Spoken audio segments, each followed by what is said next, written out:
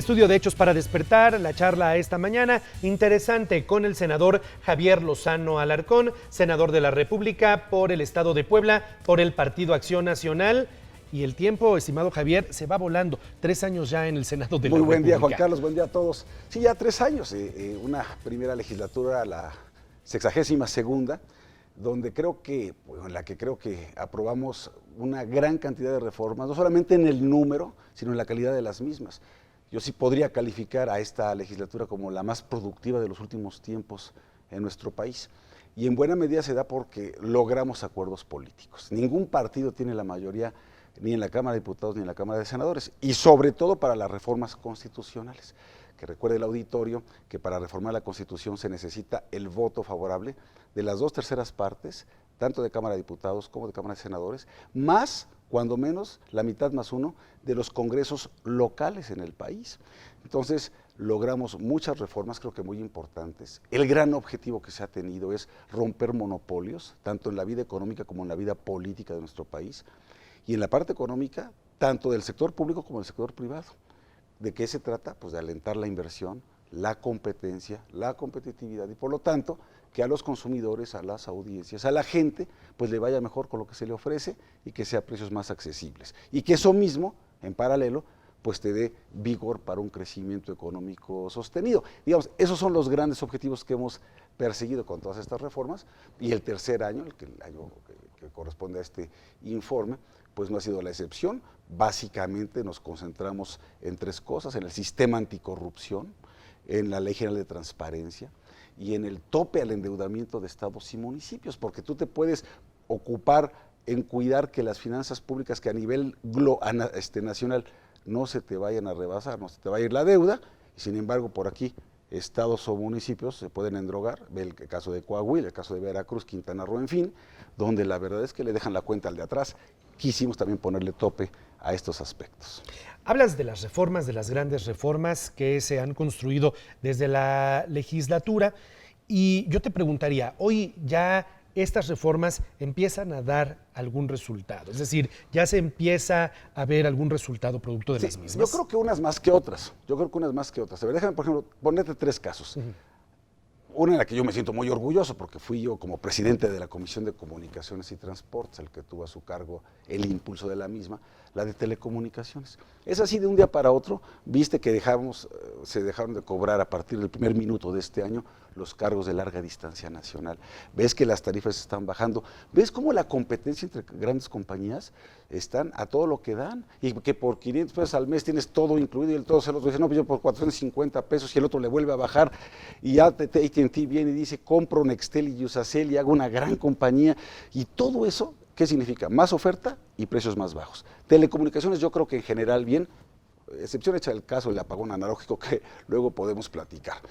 En la energética comienza a dar resultados porque ya se ve apetito de los inversionistas nacionales y extranjeros por explotar, pues, campos que antes estaban totalmente escondidos, ¿no? Y eso significa, pues, más inversión, generación de empleo y crecimiento económico. Yo creo que la de energética, y ya ves que ya los precios de la gasolina ya no aumentaron, e incluso los precios de la electricidad en ciertos sectores, zonas, para ciertos consumidores, también van a la baja, y así van a tener que seguir. En el caso de la educativa, pues parece mentira, pero tuvo que venir un nuevo secretario de Educación Pública para comenzarla a mover, porque la reforma educativa, en su esencia, en el corazón, lo que busca es la calidad en la educación. Y para que haya calidad tiene que haber capacitación de los maestros, se tienen que someter a evaluación y tienes que ver resultados. Y estos grupos de la Coordinadora de Trabajadores de la Educación, de los de la CETEG en Guerrero, etcétera, se oponen a eso. Y también lo que cancelamos con esto fue la venta o herencia de plazas, etcétera. Es romper una estructura muy perversa. El anterior secretario de Educación no le quiso entrar al toro, y el que sí le está entrando es Aurelio Nuño. Afortunadamente vemos que ya se está aplicando esa reforma, que la enorme mayoría de los maestros en México se están sometiendo a esa evaluación, cosa que me alegra y los felicito mucho, pero ya entonces comienzas a ver resultados concretos en las distintas materias de las distintas reformas. Y otras que me temo que van a tomar más tiempo en ver resultados muy concretos, el tema de anticorrupción y de transparencia, porque son procesos un poco más largos. Pero teníamos que iniciar en algún momento, Juan Carlos, y ya lo hicimos. Javier, viene la segunda parte de la legislatura, es decir, del Senado de la República, la segunda mitad. ¿Qué viene para este periodo? Bueno, es que esta en realidad es una nueva legislatura, porque la 62ª terminó en los 3 primeros años. Ya tenemos una nueva Cámara de Diputados, 500 nuevos diputados. Los senadores nos quedamos 6 años, los diputados son cada 3 años. Entonces nosotros participamos en 2 legislaturas. Esta es una nueva legislatura. Yo diría que ahorita donde nos vamos a concentrar, mañana mismo se va a votar la Ley Federal de Transparencia, porque aprobamos a nivel general, ahora es la ley federal. Acabamos de aprobar la Ley de Derecho de Réplica, que es bien importante. Vamos a meternos a los temas de seguridad y justicia que todavía quedan pendientes, porque tenemos una discusión de que si tiene que haber mando único o no mando único, si tiene que haber policías municipales o no municipales. Tenemos visiones distintas, no nos hemos terminado de poner de acuerdo, pero hacia allá va la cosa. Yo te diría que nos vamos a concentrar en estos temas.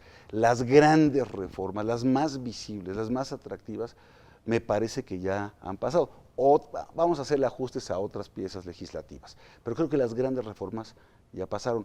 Ahora de lo que se trata es de nosotros vigilar que se cumplan, hombre, porque si no, si tenemos buenas reformas en malas manos, de nada nos van a servir. Entonces el Congreso ahora tiene que hacer un papel de contrapeso a efecto de que las reformas ocurran. Y un papel muy importante que tiene, al menos el Senado de la República, es en el caso de los nombramientos para órganos autónomos de Estado. Viene el nombramiento del presidente del INEGI. Vamos a nombrar próximamente a 2 nuevos ministros de la Suprema Corte de Justicia de la Nación. Vienen nombramientos en el Tribunal Electoral del Poder Judicial de la Federación.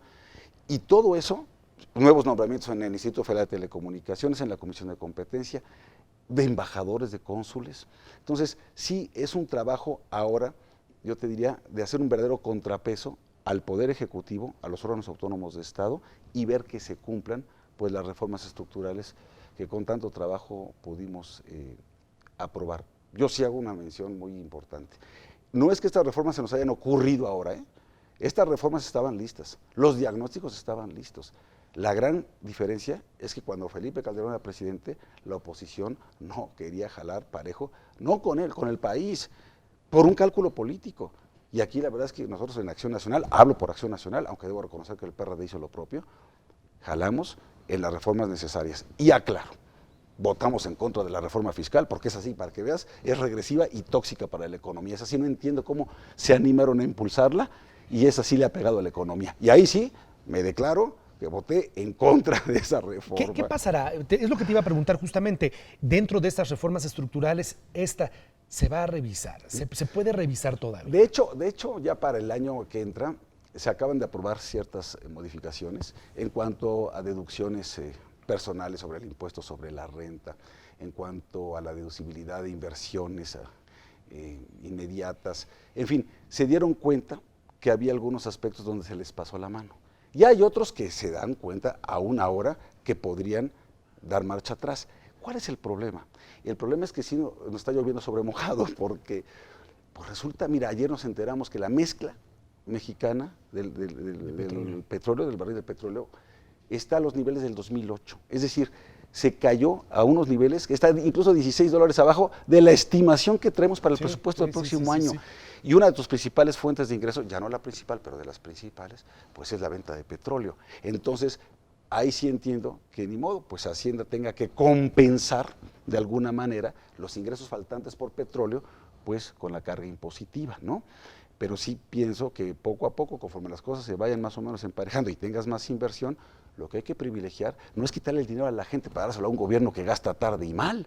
Lo que tienes que hacer es que la gente con ese dinero, micro, pequeñas, medianas empresas, padres de familia, clase media, gasten, inviertan, ¿sí? Para que entonces el mercado interno pues sea más activo y con ello la economía vaya creciendo. Javier, segunda mitad de este periodo como senador de la República. Te pregunto, ¿tú vas a continuar esta segunda mitad? Hay quienes dicen que estás buscando regresar aquí a Puebla a ejercer alguna tarea dentro del servicio público aquí en Puebla. Mira, yo tengo un mandato por 6 años, por mí votaron más de 700,000 poblanos en el 2012 y llegué gracias a ese voto al Senado. Yo te diría que la más importante tarea está más que satisfecha, se ha atendido bien. Si yo recibo una invitación para participar en el servicio público, ya sea a nivel municipal, a nivel estatal, pues obviamente lo voy a considerar. Pues soy poblano, yo me siento muy orgulloso de ser poblano y quisiera seguir aportando cosas buenas para mi ciudad y para mi estado, pero mientras eso no ocurra, bueno, pues yo estaré trabajando al 100% como senador de la República y representando a mi estado, porque no olvidemos, los senadores, y por eso a mí me parece aberrante que haya senadores plurinominales, los senadores representamos a los estados de la República, a las entidades federativas en el pacto federal, ¿sí? Mientras los diputados representan teóricamente, al pueblo y a la gente, los senadores representamos a los estados. Entonces yo estoy representando dignamente al estado de Puebla junto con otras 2 senadoras, que es Blanca Alcalá y Lucero Saldaña. Somos los únicos que representamos al estado de Puebla. Entonces yo voy a seguirlo haciendo. Claro, si el día de mañana tengo una invitación para participar aquí en el servicio público, ya en la parte administrativa de gobierno, sea a nivel municipal o estatal, y desde luego cuando llegue el momento también de las campañas políticas, si nuestro candidato a la gubernatura me pide que le eche la mano en la campaña, lo haré encantado de la vida, y lo digo sin miramientos y con absoluta apertura, porque así debe de ser, ¿no? ¿Cómo ves justamente este año 2016 en la vida política interna del Estado? Se va a poner resabroso porque, mira, la verdad es que Rafa Moreno Valle y Tony Gali han hecho un trabajo espléndido. Y no, ahora sí que no lo digo yo, lo dice la gente. Todos los que vienen a Puebla y me ven allá en la Ciudad de México, oye, estuve en tu tierra, estuve en tu ciudad, estuve en tu estado. ¡Qué maravilla, qué transformación, qué bien la pasamos! Está totalmente cambiado, me quedé fascinado. Oye, pero de veras todo el mundo se queda muy asombrado. Y no solamente es la transformación física de infraestructura, de las vialidades, no. Es una transformación cualitativa. Tú ves en materia educativa, de servicios de salud, de productividad en el campo, de regulación económica, facilidad para abrir negocios, en todos los ámbitos, ¿sí? Es lo bueno de tener un gobernador que trabaja 24 horas del día, 7 días de la semana, ¿no? Y que trae a todo su equipo ahí de chicotito. Entonces yo lo que veo es que Puebla tiene mucho para seguirse transformando, pero claro, el PRI esto lo ve como la joya de la corona, y más con un Manlio Fabio Beltrones, ¿no? Ya que lo conocemos. Entonces va a ser un buen agarrón, o sea, en el buen sentido va a haber un buen proceso electoral. Es una sola elección, no se elige más que gobernador, no alcaldes, no diputados locales, no senadores. Eso focaliza más las cosas. Focaliza todo. Entonces va a estar bueno. Yo espero que hagamos una jornada, la verdad, civilizada.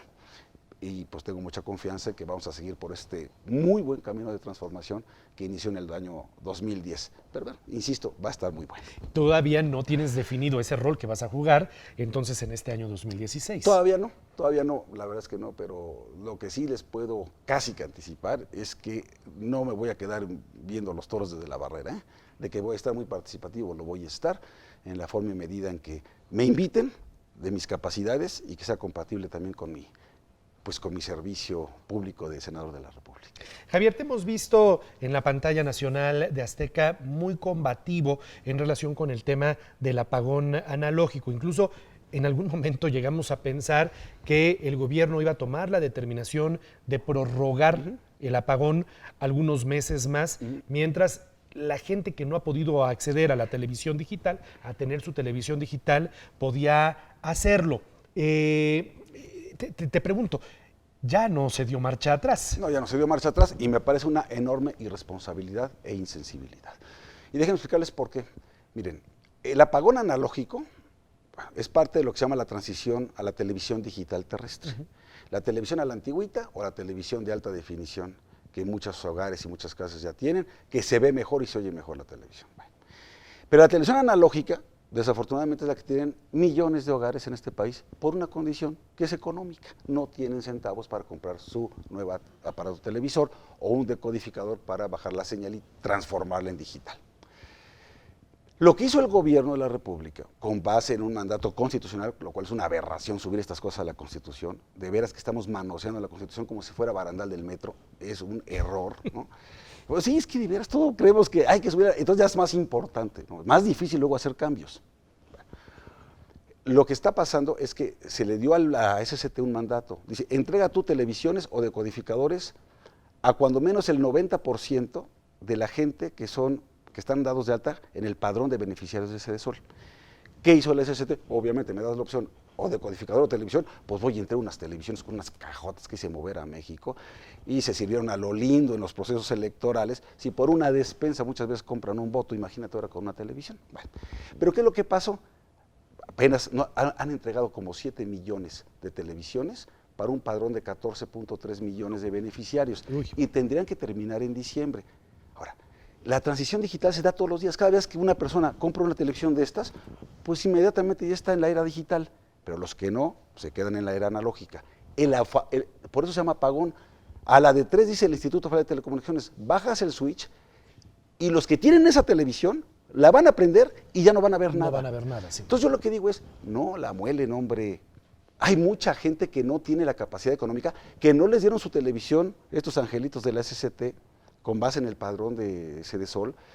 Y hay otra gente que ni siquiera son beneficiarios del padrón de Cedesol, pero que no tienen tampoco dinero, que viven al día. Entonces ¿cuál es la prisa de bajar el switch a diciembre del 2015, cuando podríamos extendernos un año más, dejar que la gente ahorre, se haga de un decodificador, que el gobierno vea que sí tiene un nuevo programa, algo? Ah, no, somos muy estrictos con el cumplimiento de la Constitución. Y ojo, pusimos esa fecha del 2015 para obligar a las televisoras, Azteca, Televisa, en fin, a que liberaran las bandas que estaban usando del espectro, porque van a servir para otras cosas muy importantes. Ya están liberadas. Entonces, ¿cuál es la prisa? Ninguna. Es un capricho. Y yo sí hago responsable, y así se los dije, a la SCT y al Instituto Federal de Telecomunicaciones, del desastre que se va a armar. En Chiapas tienen que entregar algo así como 960,000 televisiones y han entregado 3. Chiapas. Para el caso de Puebla van a tener que entregar cerca de 300,000 televisiones de aquí a fin de año para estar razonablemente al 90%, tan solo de padrón de beneficiarios de Cedesol. No van a poder, no hay poder humano. Y lo que no se vale es que cuando la gente quiera ver la televisión, simplemente prende el aparato y sea un mueble inservible. Y a mí los que me dicen, oye, pues ¿qué más te da? Pues mejor que la gente lea en lugar de ver la televisión. Eso sí me parece, la verdad, muy poca, porque hay que dejar que la gente tome sus decisiones en libertad. Claro. Y si además la televisión, lo dice la Constitución, la radio, la televisión y las telecomunicaciones son un servicio público de interés general, y la televisión, es más, para asuntos como de protección civil, ahora con el huracán Patricia, ¿cómo se entera la gente? Pues por la radio y la televisión, hombre. Es un elemento fundamental para entrar, o básico, para entrar a un derecho humano fundamental como el derecho a la información. Sí me parece que aquí se está cometiendo no solamente un error, una gran injusticia con la gente más pobre. Y esto sí es un capricho, y por lo tanto yo he estado combatiéndolo. Al principio pensé que el PRI y gobierno iba a jalar, hicieron sus cálculos, y en el fondo lo que les da miedo es cambiar la Constitución, porque saben que hacen una modificación a la Constitución y es tanto como abrir la puerta para que vengan otras cosas. Ya no quieren. Entonces dicen, ya, hay mejor. Ahora, ¿cómo dicen? Ahí está. Ahí nos quedamos, ya no le movemos, pero francamente sí pienso que estamos afectando a millones, oye lo que digo, millones de personas. Tan solo en Monterrey, 500,000 se quedó sin televisión. En Monterrey. Que es una ciudad con un nivel socioeconómico elevado. Ahora imagínate lo que va a pasar en Oaxaca, Guerrero, Chiapas, parte de Puebla. Hidalgo. Siempre interesante las charlas con el senador de la República, Javier Lozano Alarcón, senador por el Estado de Puebla, por el Partido Acción Nacional. Estimado Javier, 3 años ya, esperemos vernos antes de que concluya el año. Así será. Me da mucho gusto gracias, Juan saludarte. Carlos. Buen día a todos. Gracias. Saludos. 7:44 en la capital de Puebla. Volvemos.